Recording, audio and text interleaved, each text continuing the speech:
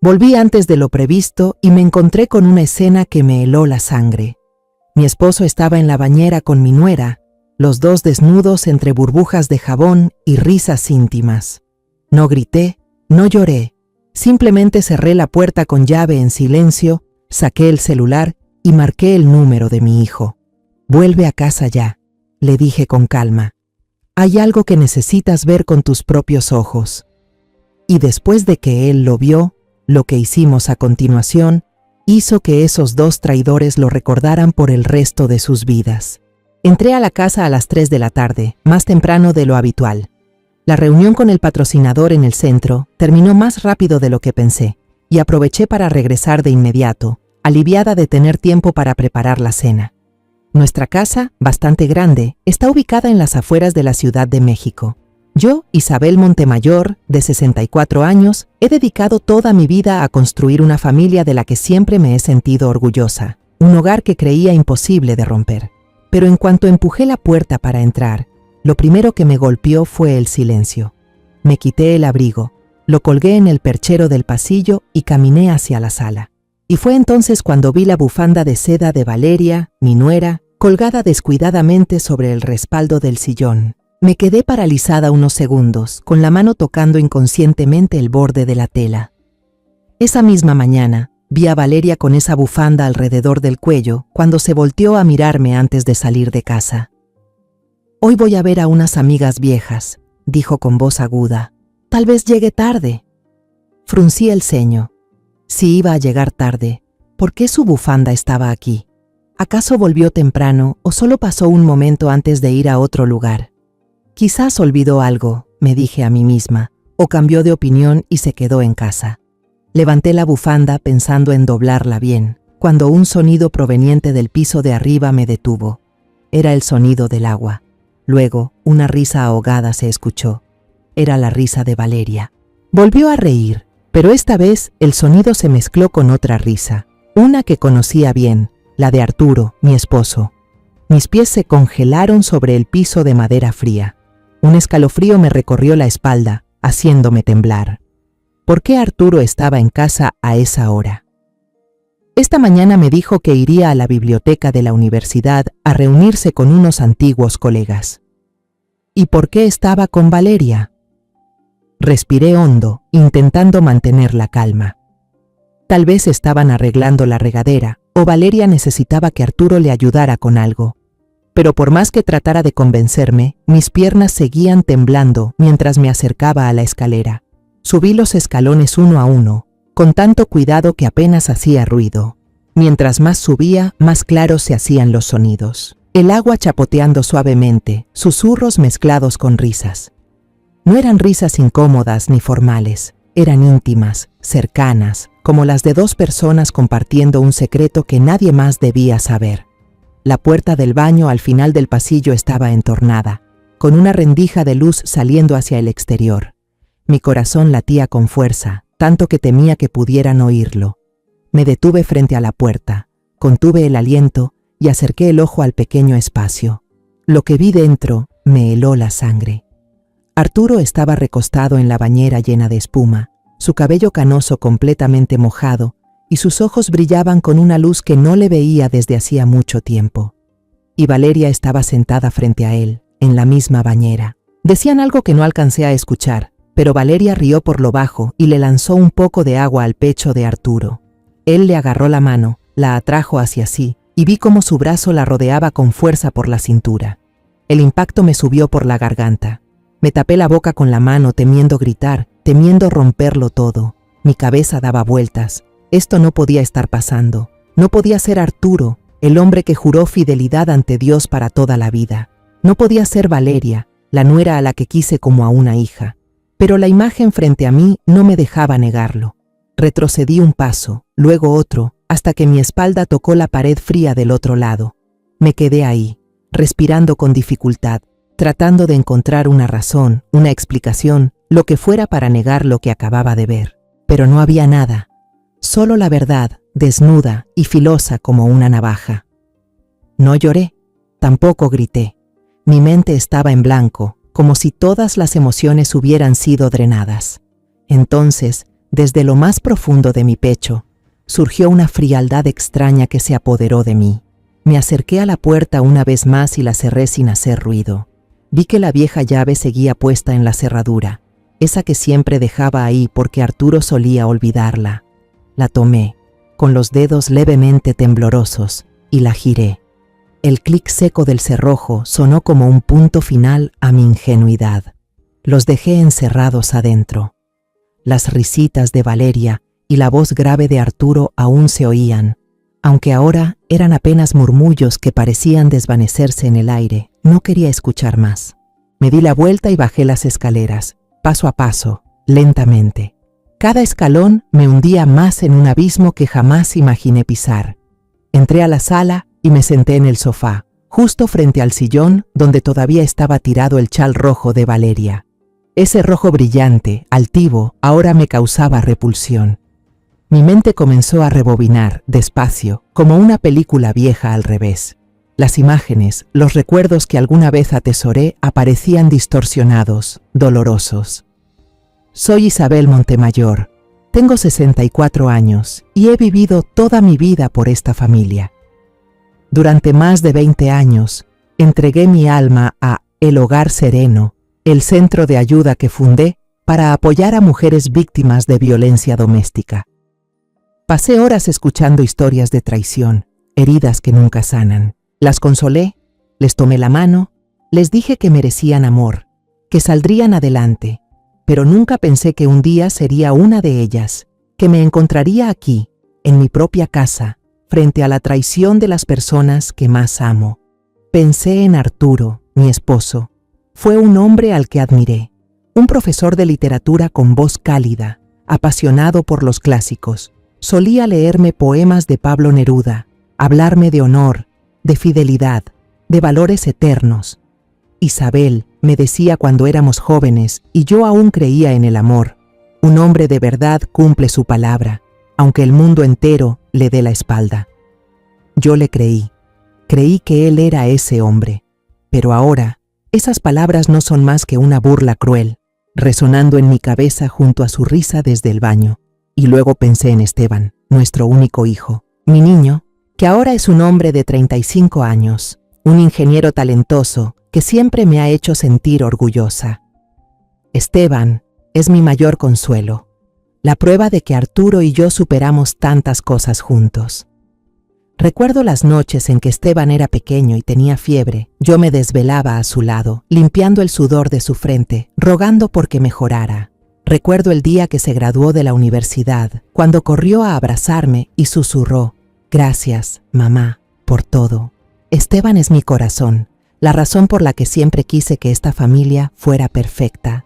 Y Valeria, ay Valeria, el día que Esteban la trajo a casa para presentárnosla, me emocioné tanto que hasta lloré. Era una chica hermosa, con el cabello negro largo y brillante y una sonrisa radiante. Hablaba con voz suave, siempre me llamaba mamá, con una dulzura que yo creí sincera. Cuando Esteban le propuso matrimonio, abracé a Valeria y le dije cuánto me alegraba tener otra hija en la familia. Después de la boda, Valeria se mudó a vivir con nosotros en esta casa. Yo le abrí el corazón, le enseñé a preparar el mole poblano que tanto le gustaba a Esteban, la llevé al mercado, la escuché hablar de sus sueños, de sus miedos. Yo pensaba que ella ya era parte de la familia, la pieza perfecta en nuestro rompecabezas de felicidad. Siempre creí que nuestra familia era un modelo ideal. Las cenas siempre eran completas, los cuatro sentados juntos, riéndonos alrededor de la mesa. Los fines de semana limpiábamos el jardín y plantábamos más rosales, que tanto me encantan. Recuerdo una vez que Valeria me dijo: «Mamá, nunca imaginé tener una familia tan cálida como esta». Yo sonreí, le tomé la mano y le dije: «Tú eres parte de esta familia, para siempre». Ahora que lo pienso, esas palabras me duelen como una cuchillada directa al corazón. Pero sentada aquí, frente a ese pañuelo rojo, empecé a darme cuenta de cosas extrañas que había decidido ignorar. Esos detalles pequeños, momentos fugaces que antes creí insignificantes, ahora aparecían claros como piezas de un rompecabezas asqueroso. Recuerdo nuestras comidas familiares. Arturo y Valeria casi nunca se hablaban directamente, y cuando lo hacían, eran frases cortas, educadas, como si estuvieran actuando una obra frente a mí y Esteban. «Valeria, pásale el plato de pescado a tu papá», decía Arturo, con voz neutra, sin mirarla. Y Valeria sonreía, le pasaba el plato, pero sus manos siempre temblaban un poco, como si tuviera miedo de algo.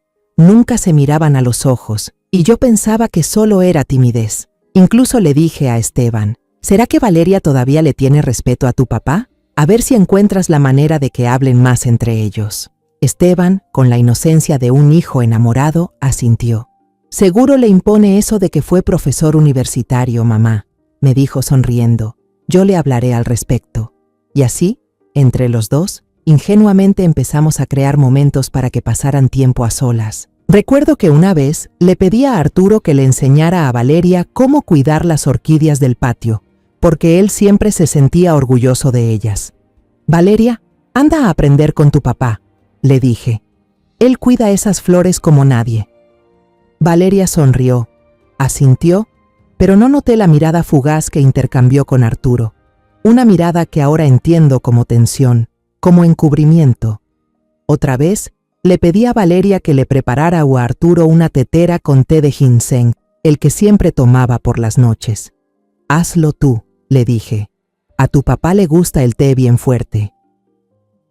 Valeria fue obediente a la cocina y Arturo la siguió en silencio, diciendo que le enseñaría cómo hacerlo bien. Yo pensé que era un momento bonito, un vínculo entre suegro y nuera, pero ahora que lo pienso, estuvieron demasiado tiempo en la cocina, más de lo necesario para preparar una simple tetera. Y cuando regresaron, Valeria se veía incómoda y Arturo tosía, cambiando el tema de inmediato a algún libro para desviar la atención. Pensábamos que el silencio entre ellos se debía a la diferencia generacional, a la timidez natural entre una chica joven y un hombre mayor. Pero no, ahora lo entiendo. No era distancia, era una obra cuidadosamente montada. Usaron el cariño y la confianza que Esteban y yo les teníamos como una pantalla para ocultar su relación sucia. Cada vez que yo les daba una oportunidad, sin querer los acercaba más, para que se burlaran de mí a mis espaldas, a espaldas de mi hijo. Recuerdo la fiesta de cumpleaños de Esteban hace 6 meses. Fue una noche cálida, toda la familia reunida en la sala, la luz de las velas sobre la mesa brillando suavemente. Esteban, con su sonrisa radiante, contaba una historia divertida del trabajo, y Valeria no paraba de reír. Yo salí de la cocina con el pastel que hice con mis propias manos, del tipo de chocolate que tanto le gusta a Esteban. Pero cuando levanté la vista, vi ese momento. Arturo y Valeria se estaban mirando, a través de la luz tenue de las velas. No era una mirada entre suegro y nuera. Era profunda, intensa, como si compartieran un secreto que nadie más debía saber. Por un instante, sentí que yo era una extraña en mi propia casa. Apenas sus ojos se cruzaron con los míos, ambos apartaron la mirada al mismo tiempo. Arturo tosió y enseguida empezó a hablar en voz alta sobre política, como si quisiera llenar el espacio con palabras sin sentido. Valeria se levantó apresurada, tratando de agarrar más platos, tan nerviosa que dejó caer una cuchara al suelo. «Ay, qué torpe soy», dijo, forzando una sonrisa, pero yo vi cómo se le sonrojaban las mejillas, no por vergüenza, sino por tensión. En ese momento, pensé que había imaginado todo. Me dije que fue una coincidencia, que estaba viendo cosas donde no las había.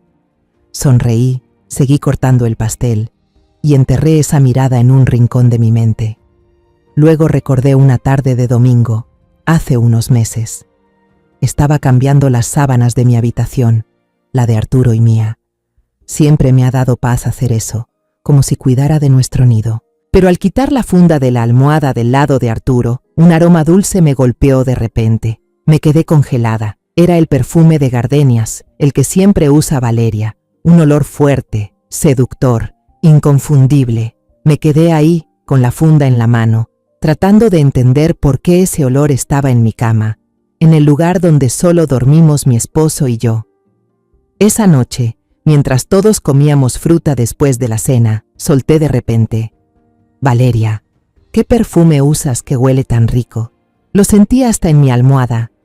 Lo dije con tono suave, como quien hace una pregunta casual, pero no le quité la vista de encima.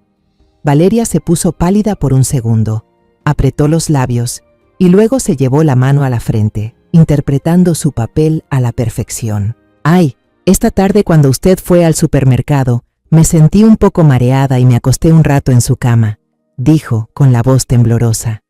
«Seguro el olor quedó ahí. Perdóneme, no fue mi intención».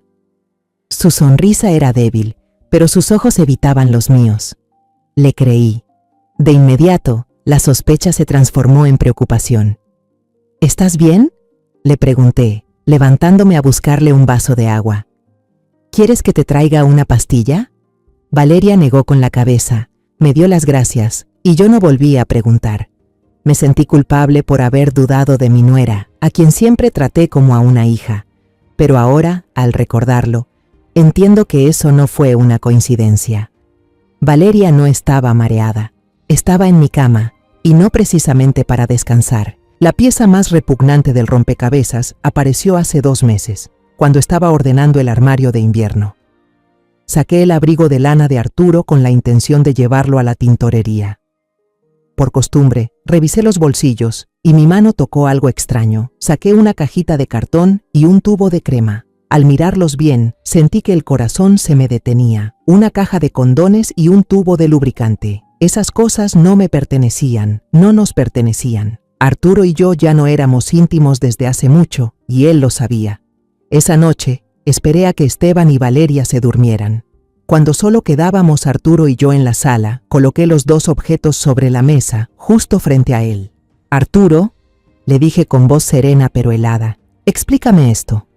Él los miró, y luego, en vez de alterarse o negarlo, se echó a reír. Una carcajada fuerte y despreocupada que me puso la piel de gallina.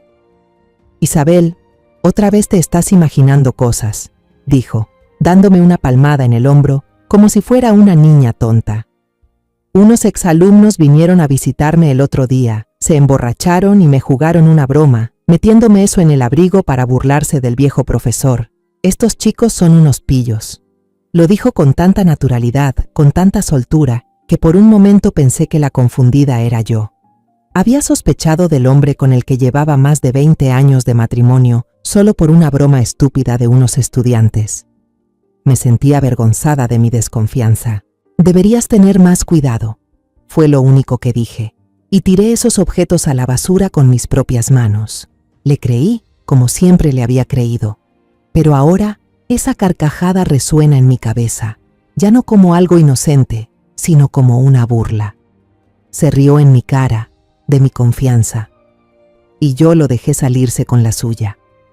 Cada recuerdo es una puñalada, pero también son piezas que completan el retrato de traición que me negué a ver. La mirada en la fiesta de cumpleaños, el olor a perfume en la almohada, la caja de condones en el abrigo, todas fueron señales que decidí ignorar, porque los amaba demasiado, porque confiaba demasiado. Yo misma tejí la venda que me cubrió los ojos, y ahora esa venda ha sido arrancada. El temblor en mi cuerpo se desvaneció poco a poco, reemplazado por una calma helada. Ya no era una esposa dolida, ni una madre ingenua.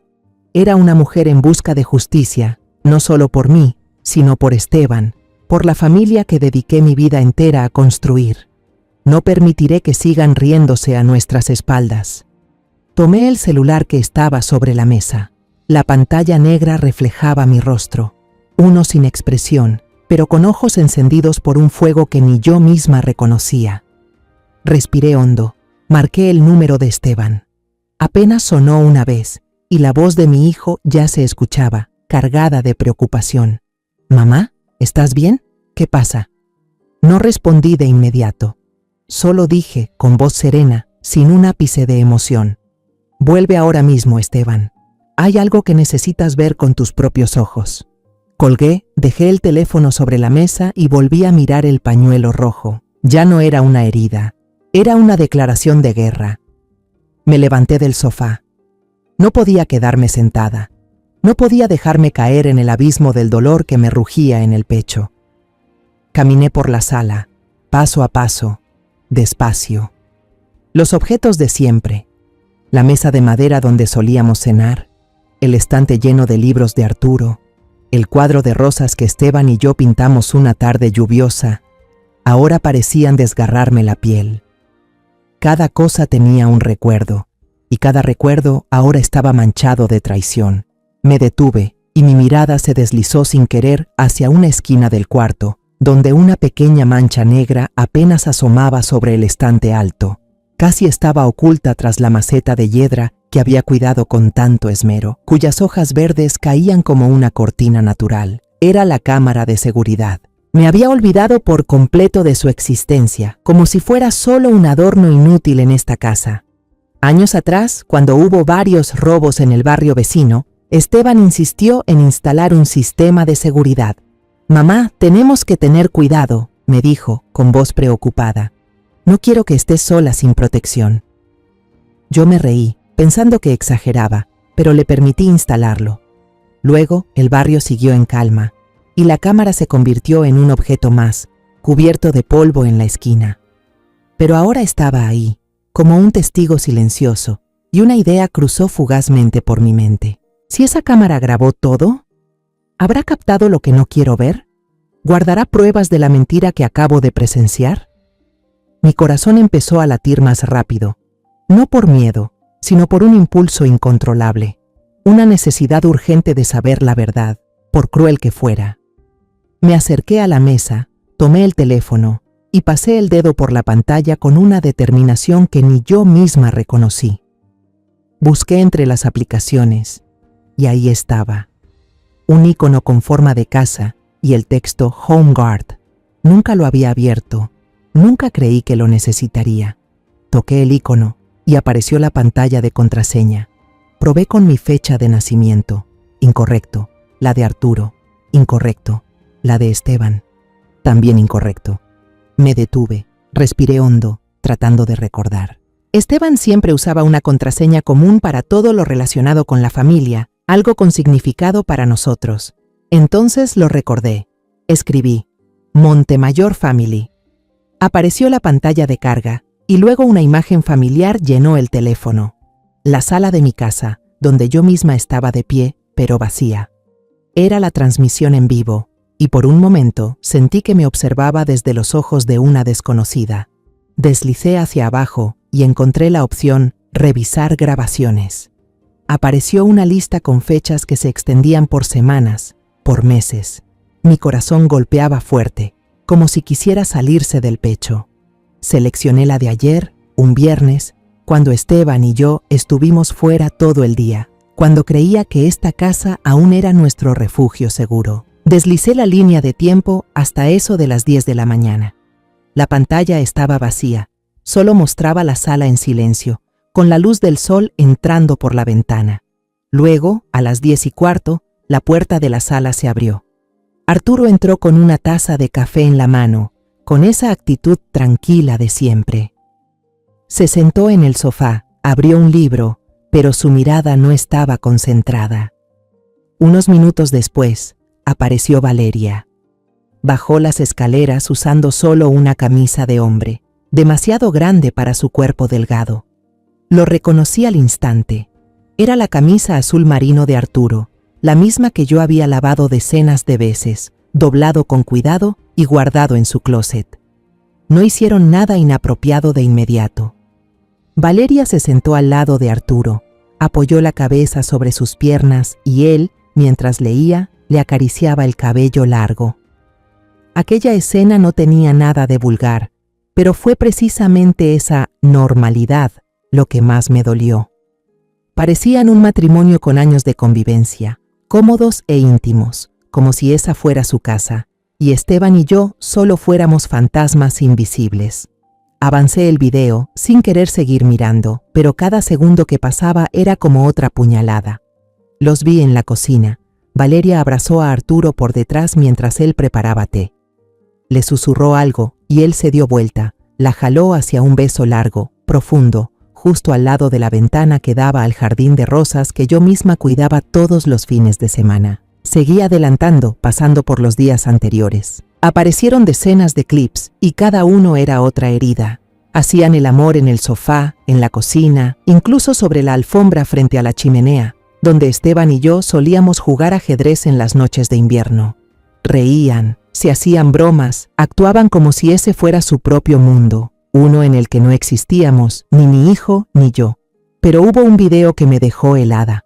Fue grabado una noche, hace unas semanas. Arturo y Valeria estaban sentados en el sofá, cada uno con una copa de vino, la luz de la chimenea iluminando sus rostros. Valeria dijo algo y los dos soltaron una carcajada. La risa resonaba a través del altavoz del teléfono. Arturo señaló la foto de nuestra boda en la pared, negó con la cabeza y siguió riendo. Ella todavía cree que es el centro de todo, dijo con tono burlón. Valeria agachó la cabeza, tapándose la boca, pero vi cómo sus hombros temblaban de la risa. «Pobrecita», respondió, «no sabe nada». Se estaban burlando de mí, de mi matrimonio, como si yo fuera una broma para ellos. Una furia helada empezó a crecer dentro de mí.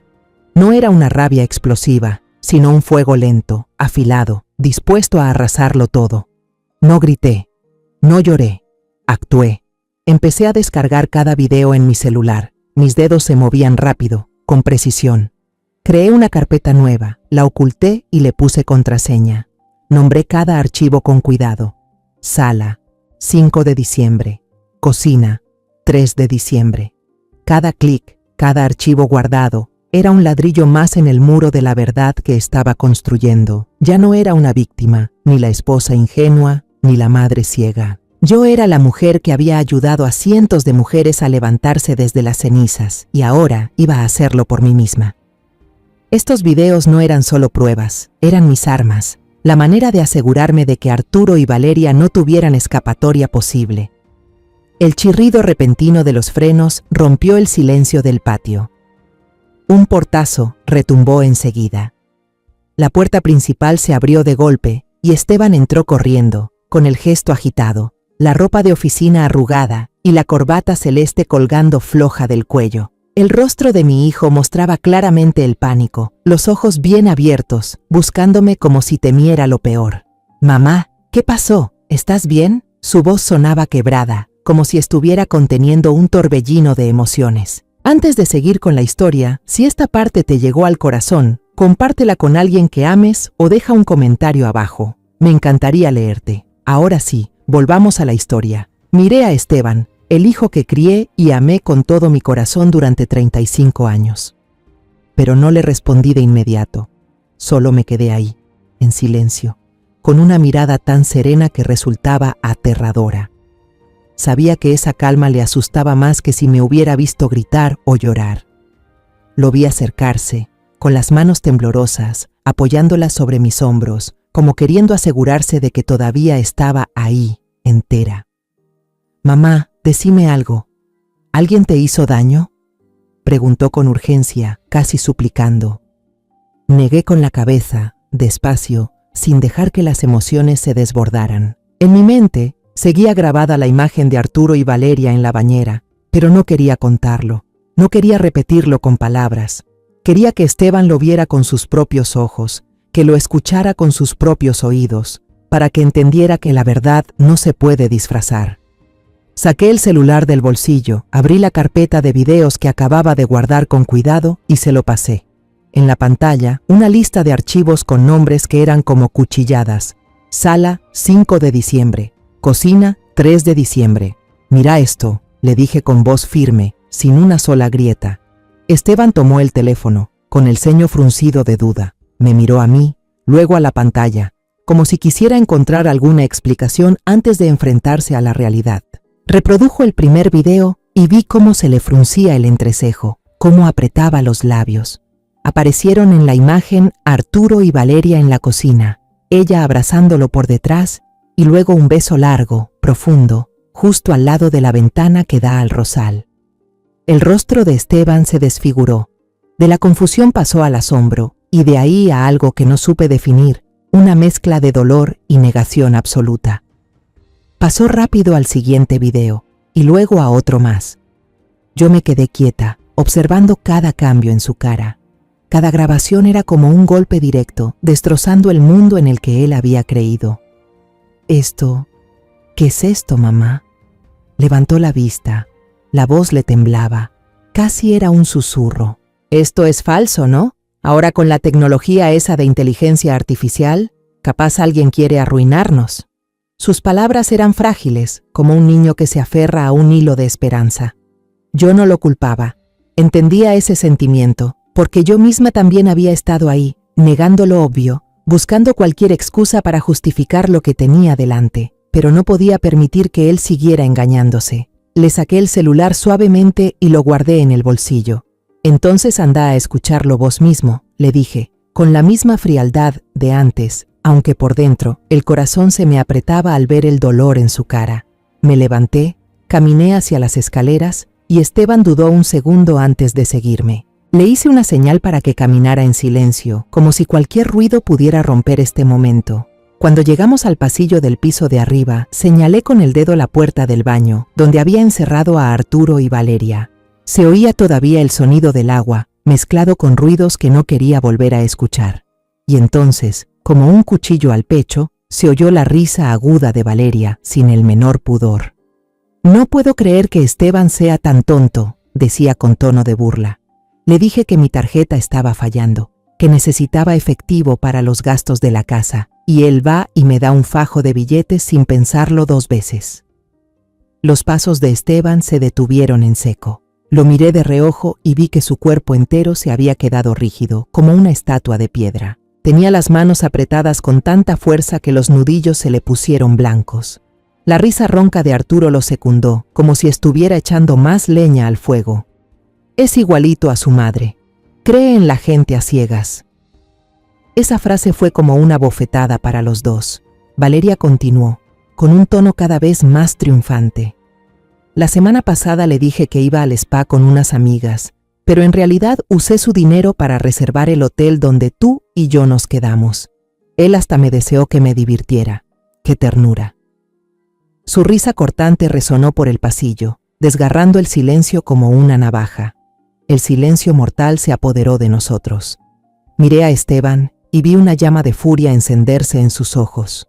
Respiraba con dificultad, el pecho subía y bajaba como si estuviera luchando por contener un huracán. Fijó la mirada en la puerta y supe que si no lo detenía, la iba a destrozar de una patada. Le agarré el brazo con fuerza, apretando, obligándolo a mirarme. Me miró con los ojos enrojecidos, llenos de odio y dolor. Negué suavemente con la cabeza y me llevé un dedo a los labios, pidiéndole silencio. Necesitaba que se mantuviera en calma, al menos por ahora. Con la otra mano saqué el celular, abrí la aplicación de grabadora y presioné el botón rojo. Quería captar cada palabra de humillación, cada frase venenosa que soltaran a nuestras espaldas. Necesitaba pruebas, no solo para Esteban, sino para que el mundo viera cómo nos traicionaron. Adentro, las risas seguían. Luego Arturo dijo algo con un tono que sabía que no olvidaría jamás. «Mi hijo es un idiota útil». Esa frase fue como un puñal directo al corazón, pero cuando miré a Esteban, vi algo aún peor. Una lágrima resbaló por su mejilla, no por debilidad, sino por el colapso total. Era la lágrima de alguien que acaba de perderlo todo, la esposa que amaba, el padre que respetaba. Dejé que la grabación siguiera por casi 1 minuto más, dejando que las palabras asquerosas de Arturo y Valeria quedaran bien registradas, sin margen a negaciones. Cuando estuve segura de que cada insulto había sido captado, detuve la grabación y guardé el celular en el bolsillo. Alcé la vista hacia Esteban, que seguía a mi lado, con los ojos rojos, el pecho agitado por una rabia contenida. No hacía falta decirle nada. En su mirada vi la ruptura, pero también vi una llama de determinación, la misma que ardía en mí. Asentí con la cabeza, apenas un gesto, pero era todo lo que él necesitaba. Esteban dio 2 pasos hacia atrás, inhaló profundo y con toda la fuerza que tenía, le dio una patada directa a la puerta del baño. Un estruendo ensordecedor retumbó como si la casa entera temblara. Pedazos de madera volaron por todas partes, las bisagras saltaron y la puerta salió despedida, estrellándose contra la pared interior. El vapor caliente se derramó hacia afuera, mezclado con el dulce olor del jabón, pero la escena ante nosotros no tenía nada de dulce. Arturo y Valeria estaban sentados en la bañera, paralizados por la sorpresa. La espuma blanca cubría sus cuerpos, pero no podía ocultar la desnudez del acto que acababan de cometer. Valeria soltó un grito agudo, cubriéndose rápidamente con ambas manos mientras el agua salpicaba por todas partes al encogerse. Arturo intentó incorporarse, pero su pie resbaló en el borde de la bañera y cayó de nuevo con fuerza, haciendo que el agua se derramara por todo el suelo. ¡Esteban! ¡Isabel!, balbuceó, con la voz temblorosa, mientras tomaba torpemente una toalla cercana para envolverla alrededor de su cintura. ¿Qué están haciendo ustedes? Esteban estaba de pie en la puerta, con los ojos rojos inyectados de furia, mirando fijamente a los dos traidores. No dijo una sola palabra, pero su silencio era más aterrador que 1000 insultos. Yo podía sentir su rabia, como un volcán a punto de estallar, y sabía que, si yo no estuviera allí, ya se habría lanzado sobre ellos. Pero él se quedó quieto, inmóvil, solo mirando, y esa mirada fue suficiente para hacer temblar a Arturo y a Valeria. Después de un minuto de pánico, Arturo intentó recuperar la compostura. Carraspeó, señaló la regadera en la pared y soltó la mentira más ridícula que he escuchado en mi vida. Ah, Valeria. Ella solo me pidió que le ayudara a arreglar la ducha que estaba atorada, dijo, tratando de sonar natural, pero el temblor en su voz lo delataba. ¿Verdad, Valeria? Le lanzó una mirada que era casi una orden. Valeria asintió rápidamente, con lágrimas cayendo por su rostro pálido. Sí, tartamudeó, pero su voz era débil, como si ni ella misma creyera en lo que decía. Tomó otra toalla para cubrirse, pero ese gesto solo la hacía ver aún más patética. Di un paso al frente, me paré al lado de Esteban, con mi hombro tocando el suyo, como una forma de recordarle que estamos juntos en esta tormenta. No los miré. No quería que mis ojos se toparan una vez más con su falsedad. En cambio, saqué el teléfono, moví el dedo lentamente, con intención. Presioné play, y la voz de Valeria llenó el aire en medio de un silencio tan denso que dolía. Dije que la tarjeta del banco tenía un error, que necesitaba efectivo para gastar, así que él sacó un fajo de billetes de inmediato. Su voz en la grabación era autosuficiente, en total contraste con el rostro bañado en lágrimas que mostraba ahora. Es igualita a su madre. Confía ciegamente en la gente. La voz de Arturo, fría y cruel, fue como una puñalada directa al corazón, tanto para mí como para Esteban. Nuestro hijo sí que es un idiota útil. Esa última frase, como una bala disparada al aire, hizo que toda la habitación se quedara sin aliento. Cada palabra que salía del altavoz del teléfono era como una bofetada directa al rostro de los dos que teníamos enfrente. Valeria bajó la cabeza, los hombros sacudidos por sollozos incontrolables. Arturo estaba pasmado, con la boca abierta, sin poder decir nada. Las sonrisas arrogantes que mostraban en los videos, las burlas en los audios, ahora contrastaban de forma irónica con la humillación desnuda que reflejaban. Ya no les quedaba excusa alguna. Cuando la grabación terminó, apagué el teléfono. El pequeño clic que se oyó sonó como un punto final. Levanté la cabeza, por primera vez desde que entré en la habitación, y miré directamente a los ojos de Arturo. Esos ojos que una vez me hicieron temblar cuando éramos jóvenes, que alguna vez me miraron con ternura, ahora no eran más que un abismo de falsedad. No vi arrepentimiento en ellos, ni vergüenza, solo el pánico de alguien que acaba de ser desenmascarado. Esta casa, dije, con voz fría y cortante, como si estuviera leyendo una sentencia. Fue comprada con mi dinero antes de que nos casáramos. Todo lo que hay aquí, desde las paredes, el sofá, hasta cada plato sobre la mesa, está a mi nombre. Eché un vistazo a Valeria, que temblaba acurrucada en una esquina, sujetando la toalla contra su cuerpo como si fuera un escudo inútil. Toda tu ropa, tus bolsos, todas esas cosas lujosas que tienes, continué, con un tono sin emociones, también fueron compradas con el dinero de mi hijo. Me detuve un segundo, para que cada palabra calara hondo, como agujas clavándose en la piel. Quería que sintieran la humillación, como ellos nos la hicieron sentir a Esteban y a mí. Tienen 1 hora, dije, con la misma voz firme, pero cada palabra era como un martillazo. Recojan sus cosas personales y después se van de aquí, para siempre. No esperé respuesta. No necesitaba escuchar más excusas. Me di la vuelta y tiré de Esteban conmigo. Él seguía en silencio, pero podía sentir su respiración pesada. Salimos de la habitación, dejando atrás la desnudez, la vergüenza y una puerta hecha pedazos. Esa noche, ni Esteban ni yo pudimos dormir. La casa, antes llena de risas y calor, ahora era inquietantemente silenciosa. El tic-tac del reloj de péndulo en la sala, al que nunca antes había prestado atención, sonaba constante, como marcando la cuenta regresiva del final de la familia que había pasado toda la vida construyendo. A la mañana siguiente, me desperté antes del amanecer, con el cuerpo agotado pero la mente extrañamente lúcida. Bajé a la sala y encontré a Esteban encorvado en el sofá, no sé desde cuándo. Alrededor de él, varias latas de cerveza vacías rodaban sobre la mesa. Tenía los ojos hinchados, rojos, como si hubiera llorado toda la noche. Su rostro, que solía estar iluminado por una sonrisa cálida, ahora no era más que una máscara de dolor y vacío. Quise abrazarlo, decirle que todo iba a estar bien, pero sabía que esas palabras, en ese momento, no significaban nada.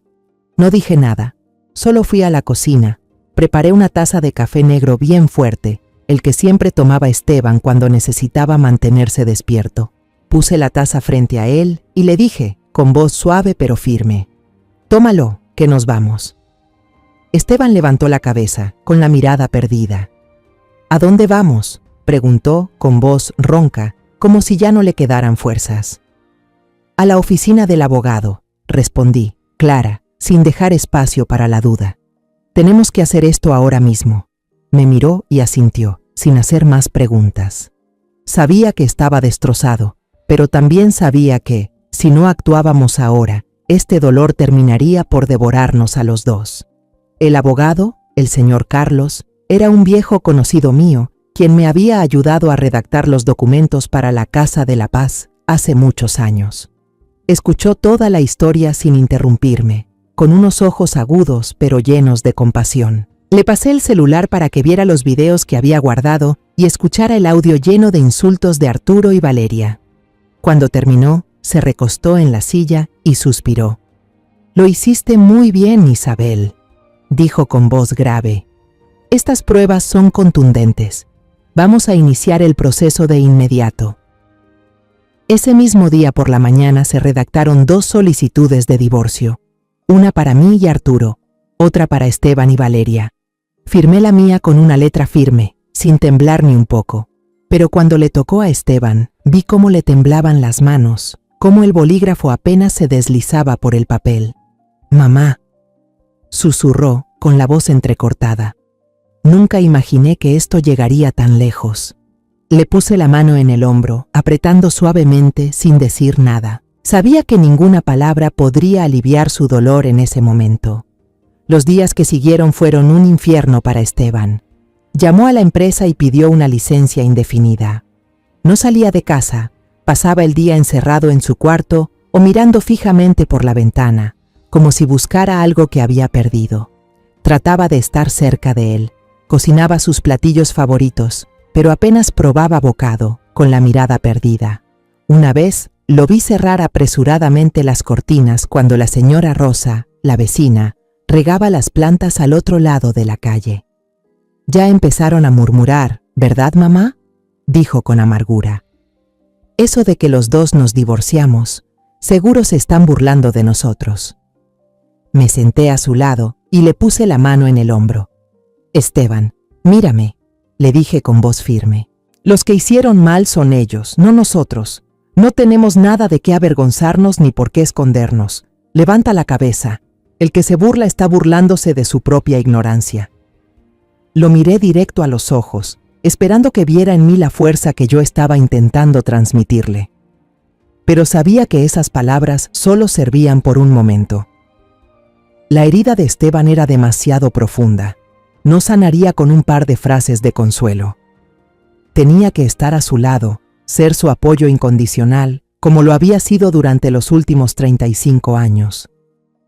Cada día me levantaba temprano, preparaba el desayuno, limpiaba la casa, tratando de mantener todo en orden, aunque por dentro ya nada lo estuviera. Exactamente, una semana después, 3 días antes de la primera audiencia de conciliación en el juzgado, el timbre de la puerta sonó con fuerza, de manera violenta, como si alguien estuviera golpeando más que tocando. Esteban se sobresaltó, levantando la vista desde el sofá, donde estaba sentado con un libro que yo sabía que no estaba leyendo.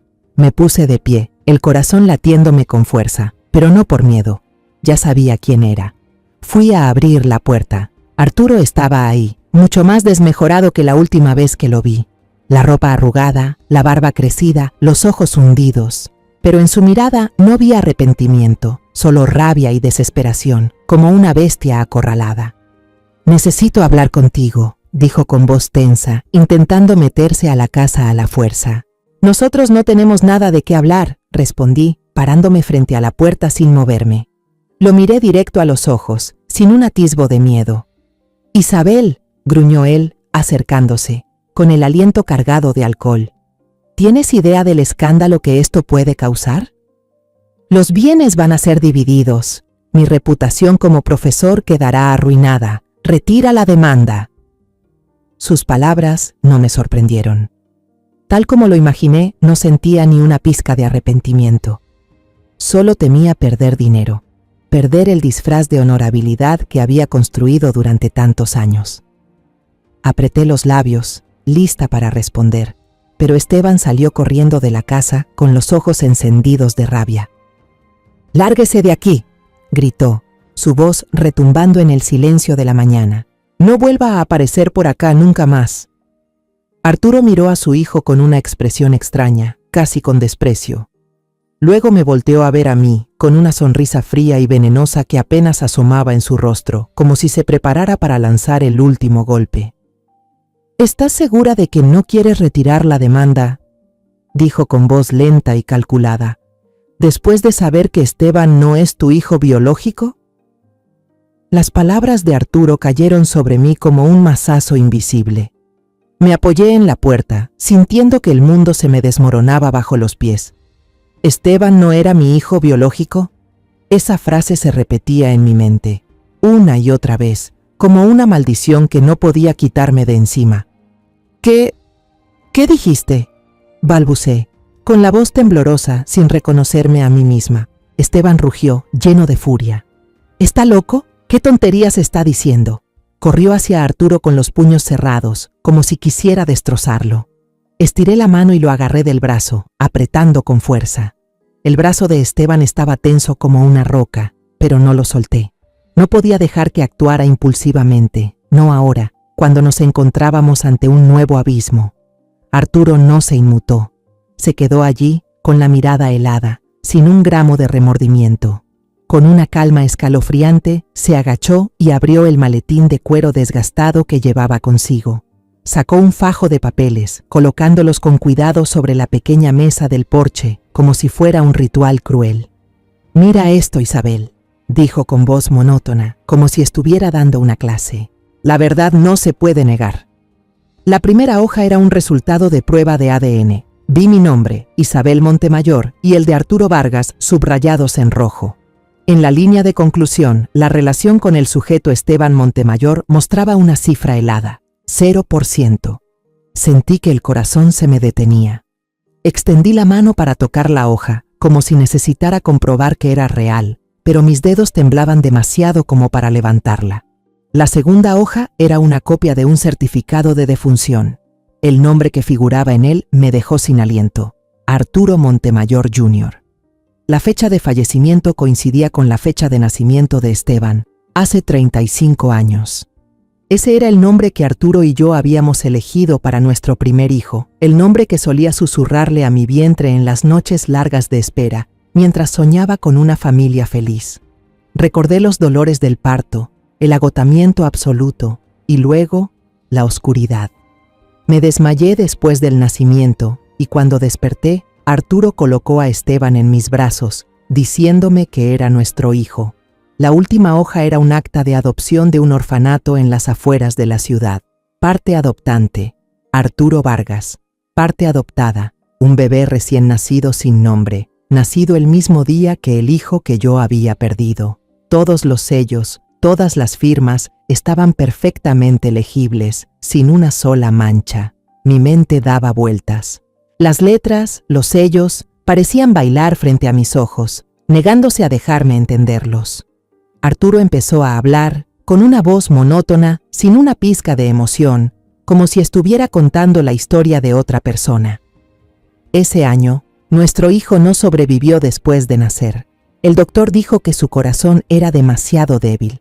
Tú te desmayaste del agotamiento. Yo estaba ahí, en la sala del hospital, viéndote inconsciente, y supe que no lo ibas a soportar si despertabas y te enterabas de la verdad. En ese momento, escuché que había un bebé abandonado en el orfanato Caridad Eterna. Una idea loca se me cruzó por la mente. Soborné a una enfermera, falsifiqué los documentos y adopté en secreto a ese niño. Lo llevé conmigo, lo puse en tus brazos y te dije que era nuestro hijo. No, no puede ser. Retrocedí. Mi espalda golpeó con fuerza la pared detrás de mí, pero no sentí dolor. Estás inventando esto. Falsificaste los papeles para separarnos. Grité, pero mi voz sonó débil, como si ni yo misma creyera en mis palabras. Esteban también gritó con una rabia desbordada. No te creo ni una palabra, eres un maldito monstruo. Se soltó de mi mano, dio un paso al frente como si quisiera golpear directamente a Arturo. Pero Arturo solo se encogió de hombros, con una expresión cruelmente serena. Recogió el expediente con cuidado, como si se tratara de una obra de arte. Pueden ir a verificarlo, dijo con frialdad. Hospital San Lucas, Orfanato Caridad Eterna. Todo sigue ahí. Por eso nunca dudé en llamarlo imbécil, porque en realidad nunca fue mi hijo biológico. Nos miró fijamente, primero a mí, luego a Esteban, con una mirada tan filosa como una navaja. Ya lo verán. Toda su vida se construyó sobre una mentira, tan perfecta que parecía verdad. Al terminar, se dio la vuelta y se fue, el maletín oscilando en su mano, como si se hubiera quitado un gran peso de encima. Me quedé ahí, apoyada en la pared, sintiendo que mi cuerpo entero se deshacía. Esteban me miró, con los ojos llenos de confusión y dolor. «Mamá», susurró, con la voz quebrada. «Mamá, di algo. Dime que está mintiendo». «Vamos a descubrir la verdad», dije, con la voz ronca, como si me costara cada palabra. «Te lo prometo, Esteban. Lo vamos a descubrir». Le tomé la mano y la apreté con fuerza, como si al soltarla pudiera perderlo para siempre. Esa noche no dormí. Me senté en la sala, con el expediente de Arturo sobre la mesa frente a mí. No me atrevía a abrirlo, pero tampoco podía apartar la vista. Las preguntas me golpeaban sin cesar. Si Esteban no es mi hijo, ¿por qué Arturo me lo ocultó durante 35 años? ¿Por qué eligió justo ahora para revelarlo todo? Y si lo que dice es verdad, entonces, ¿quién soy yo en la vida de Esteban? A la mañana siguiente, desperté con una sensación de peso en el pecho. Vi a Esteban, sentado en la mesa del comedor, removiendo en silencio su café ya frío. Ninguno de los dos dijo una palabra sobre qué hacer después, pero nuestras miradas se encontraron, y lo supe. Ambos lo entendíamos sin necesidad de decirlo. Necesitábamos la verdad, no para probar si Arturo tenía razón o no, sino para encontrarnos a nosotros mismos. «Vámonos», dije, con la voz ronca después de una noche sin dormir. Esteban asintió. Se levantó a buscar las llaves del coche, sin hacer más preguntas. Salimos de la casa en silencio, como dos guerreros a punto de entrar en una batalla cuyo final nadie conoce. El trayecto al Hospital San Lucas fue el más largo de mi vida. La calle de siempre, con sus árboles verdes y las casitas bonitas, ahora se veía extraña, como si estuviera perdida en otro mundo. Esteban conducía con la vista fija en la carretera, como si un solo segundo de distracción pudiera hacer colapsar todo. Yo lo miraba, quería decirle algo para tranquilizarlo, pero la garganta me ardía. Solo podía apretar fuerte mis manos, con las uñas clavándose en las palmas, como para recordarme que todavía estaba aquí, que seguía siendo Isabel Montemayor. El archivo del hospital estaba en el sótano. El aire era húmedo y olía a papel viejo y desinfectante. Una empleada mayor, con unas gafas gruesas, nos recibió con expresión neutra. Le entregué la solicitud para revisar los registros de maternidad de hace 35 años, con la mano temblando al ponerla sobre la mesa. Ella no preguntó mucho, solo asintió y desapareció entre los estantes de metal gigantes, donde descansan miles de historias de vida.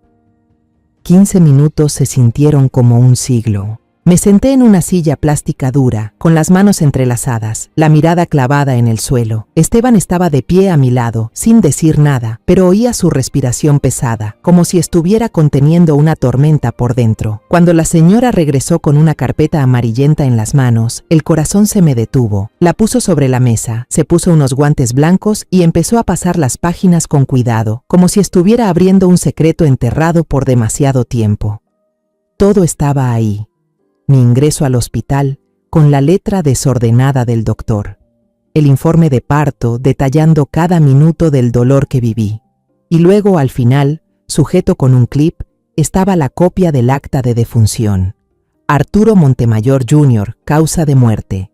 Insuficiencia cardíaca congénita. Todos los sellos, todas las firmas coincidían, sin manchas, sin señales de falsificación. Acerqué la mano para tocar el papel, como para confirmar que era real, pero los dedos se me congelaron, no me atreví a levantarlo.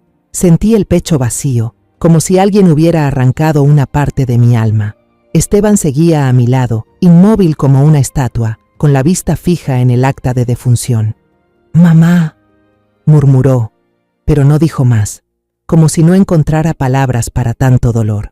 Salimos del hospital en silencio, y el siguiente destino fue el orfanato Caridad Eterna, un edificio antiguo en las afueras de la ciudad. El ambiente allí era denso, cargado con la tristeza de cientos de vidas olvidadas. Una monja mayor, de rostro bondadoso pero con ojos marcados por los años, nos recibió. Le expliqué brevemente, con voz temblorosa, que necesitábamos revisar los registros de hace 35 años, sobre un niño que fue adoptado. Ella asintió y nos llevó a una sala pequeña, donde reposaba un libro grande y pesado sobre la mesa. Fue pasando las páginas, con su dedo delgado avanzando con lentitud, como siguiendo el hilo de una historia perdida. Entonces se detuvo y señaló una línea con una nota breve. Ingreso de un recién nacido varón, sin nombre, transferido desde el Hospital San Lucas, adoptado por señor Arturo Vargas. La fecha coincidía exactamente con la del nacimiento de Esteban. La verdad apareció ante nosotros, fría y sólida, como una pared imposible de derribar. Miré a Esteban, quise decir algo, pero tenía un nudo en la garganta. Él se quedó allí, con la mirada vacía, como si acabara de perder una parte de sí mismo. De camino a casa, Esteban detuvo el coche de repente al lado de la carretera. Apoyó la cabeza sobre el volante. Los hombros le temblaban sin control. No lloraba en voz alta, pero yo sabía que eso era una ruptura por dentro. Entonces, toda mi vida ha sido una mentira. Susurró con la voz hecha pedazos. Ni siquiera sé quién soy. Miré a mi hijo, y por un instante, un momento cruel y débil, lo sentí como un desconocido. Busqué en su rostro algo mío, algo de Arturo, como solía hacer cuando era niño, cuando lo observaba dormir y me preguntaba de quién había heredado los ojos. Pero esta vez supe que no lo encontraría, y eso me dolió profundamente, como si lo estuviera perdiendo por segunda vez. Pero fue justo en ese momento que desperté. Me di cuenta de la crueldad del plan de Arturo. Él no solo quería eludir su responsabilidad, no solo quería destruir mi matrimonio, él quería destruir el único lazo que me quedaba, mi último sostén. Quería que perdiera a Esteban, que desconfiáramos el uno del otro, que nos rompiéramos desde adentro. Pero no iba a dejar que ganara.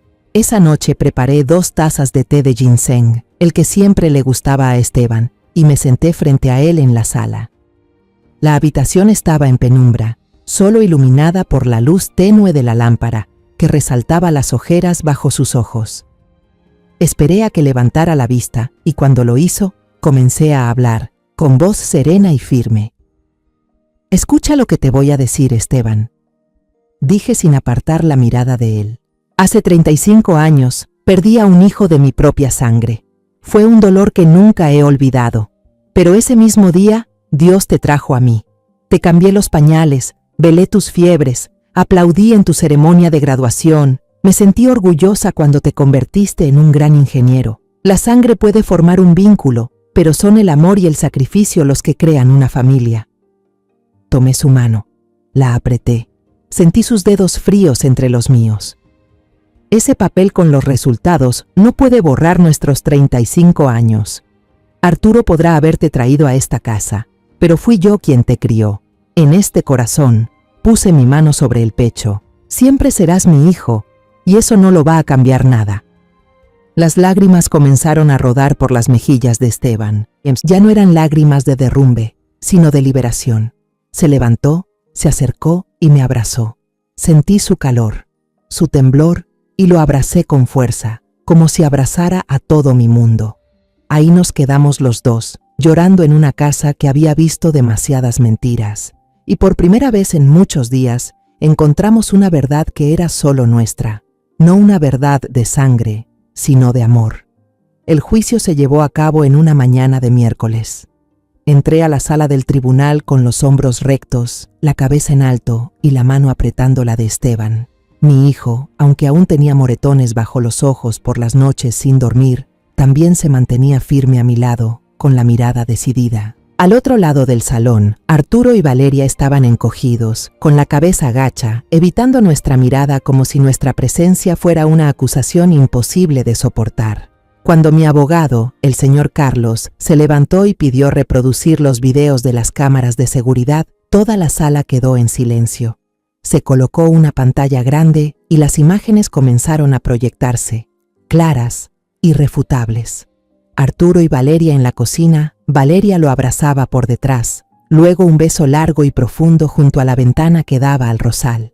Después aparecían en el sofá, Valeria con la cabeza sobre las piernas de Arturo, él acariciándole el cabello con una ternura que yo creía reservada solo para mí. Cada fotograma era una puñalada, no solo para mí y Esteban, sino también para los que estaban presentes.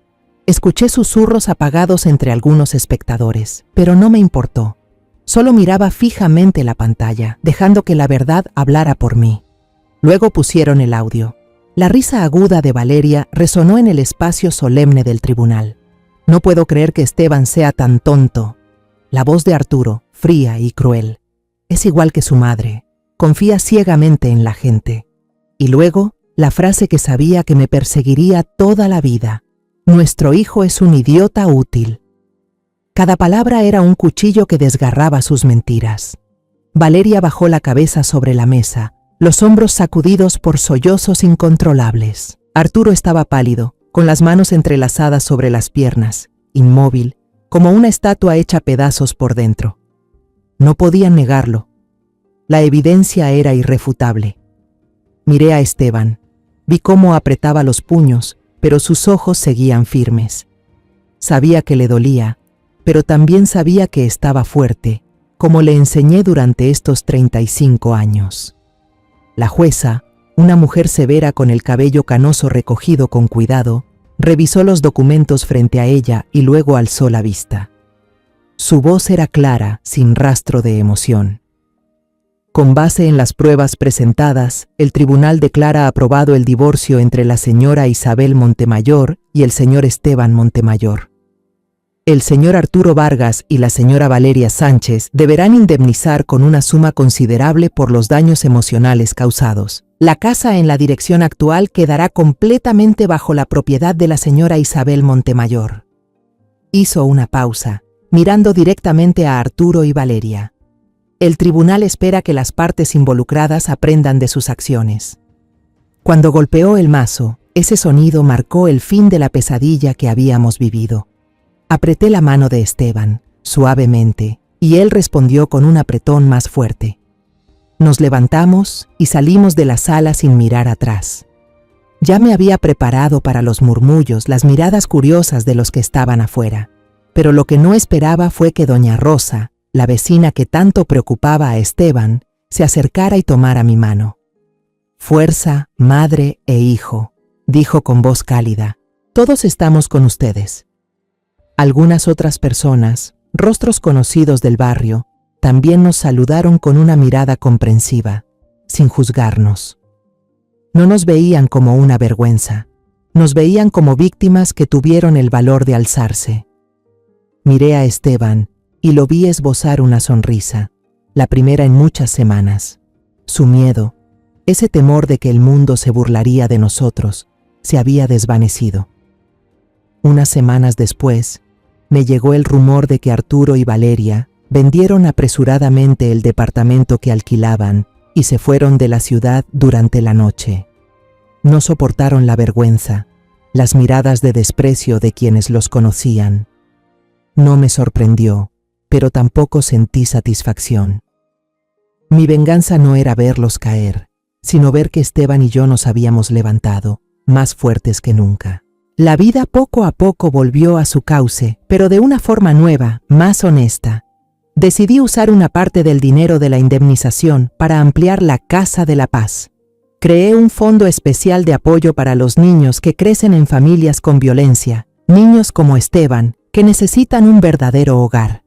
También empecé a enviar una donación anónima cada año al orfanato Caridad Eterna, donde Esteban fue adoptado. No solo era una forma de agradecer, sino también una manera de recordarme a mí misma que, por encima de los lazos de sangre, el amor es lo que realmente define a una familia. Esteban volvió al trabajo y vi en él una determinación nueva. Se volcó en sus proyectos con una energía que nunca le había visto antes. 6 meses después, me dieron la noticia de que lo habían ascendido a jefe de proyecto. Cuando me llamó para contármelo, su voz estaba llena de orgullo. «Mamá, lo logré. Quiero que te sientas orgullosa de mí». Sonreí mientras las lágrimas caían en silencio. «Siempre he estado orgullosa de ti, Esteban», le dije. Ya no era el niño que necesitaba mi protección. Se había convertido en un hombre de verdad, firme sobre sus propios pies. Una tarde de domingo, Esteban y yo volvimos a plantar unos rosales en el jardín. El sol dorado se filtraba entre las ramas, dejando destellos brillantes en el suelo. Esteban, cubierto de tierra, se reía mientras arrancaba las malas hierbas, bromeando sobre cómo yo había plantado mal. «Mamá, las rosas necesitan espacio para respirar», dijo, y yo solté una carcajada, sintiéndome aliviada por primera vez en mucho tiempo. Al ver a mi hijo, con esa sonrisa radiante y las manos llenas de tierra, entendí que la tormenta, por fin, había pasado. Alguien me preguntó, después de todo, ¿qué aprendí? Solo sonreí, no con la sonrisa de quien ganó, sino con la de quien atravesó el dolor más profundo y aún sigue de pie. Mi historia de venganza no empezó con odio, sino con amor, un amor tan profundo, tan confiado, que incluso siendo traicionado me costaba aceptarlo. Pero cuando la confianza se rompe, uno tiene que elegir, caer o levantarse. Yo elegí levantarme, no solo para hacer justicia por mí misma, sino para proteger al hijo que amo más que a nada en el mundo. Si alguna vez te encuentras en una situación como la mía, confiando ciegamente en alguien cercano y luego siendo traicionado, por favor, recuerda, no eres débil por haber amado, ni ingenuo por haber confiado. Solo eres humano, viviendo con el corazón. Pero cuando la verdad estalla, cuando la confianza se convierte en herida, tienes derecho a dolerte, a llorar, pero también tienes el derecho de levantarte y empezar de nuevo. No cuento esta historia para que me digan que soy fuerte, sino para que tú, que ahora mismo te sientes atrapado, solo, en tu propio hogar, sepas que no estás solo. Mereces una nueva vida, una donde nadie más tenga el derecho de pisotear tu bondad. Los nombres y lugares en esta historia han sido modificados para proteger la identidad de las personas involucradas. No compartimos esto para juzgar, sino con la esperanza de que alguien escuche y se detenga a reflexionar. ¿Cuántas madres están sufriendo en silencio dentro de su propio hogar? En serio me pregunto, si tú estuvieras en mi lugar, ¿qué harías? ¿Elegirías el silencio por la paz? ¿O te atreverías a enfrentarlo todo para recuperar tu voz? Me encantaría saber tu opinión sobre esta historia de historias que duelen, o cualquier sugerencia que tengas para mejorar nuestro contenido.